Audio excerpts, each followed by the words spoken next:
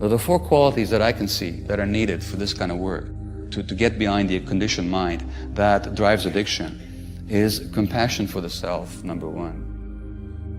And compassion is so lacking in this society, and particularly compassion for the self is so lacking in this society. The epidemic of cosmetic surgery, it's a massive epidemic of lack of self-compassion. People just cannot accept themselves the way they are. And of course society says, and you shouldn't accept yourself the way you are, because you're not good enough. But people say to me sometimes in workshops, I've never loved myself, I can't love myself for a second. And that's because they don't see love when they see it. Because they think that love, self-love is some kind of emotion. They think that for self-love, I mean, how many of you think that you don't love yourself? Have you had that experience of not loving yourself? Yeah? You know? Well, the fact is, if you didn't love yourself, what the heck are you doing here? The very fact that you're here means that you love yourself.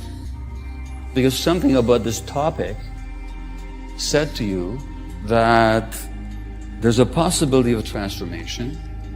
There's a possibility of being human, and by being human, all I mean is being comfortable in your own skin as you are. There's a possibility of that, and I'm worth it enough that I'll take myself to this event and see if I can learn something that'll help me get there. That already is self-love. So in other words, self-love doesn't have to show up in terms of gooey emotions or some kind of a warm-hearted regard for the self. But you know, when I look at it, knock on wood, and I'll acknowledge myself, I've done a lot of things that have supported my learning. That's self-love. And that's all I mean, is some compassion. That there's something else is possible, and that you're worth that possibility. That's all I mean. That's a necessary quality for dealing with addictions. There needs to be some courage, a willingness to look at how it actually is. Not how you'd like it to be, but how it actually is. And so that one of the prime qualities of addiction is denial. So that the people that are addicted to profit, they will actually deny that the arboreal oil sands are going to pollute the environment. I mean, the evidence is clear from people who have worked on the project.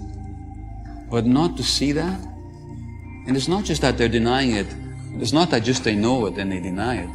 They actually make themselves believe that it's not going to happen. That's the addicted mind. So in order to get over addiction, you have to actually have the courage to look at how things actually are inside here.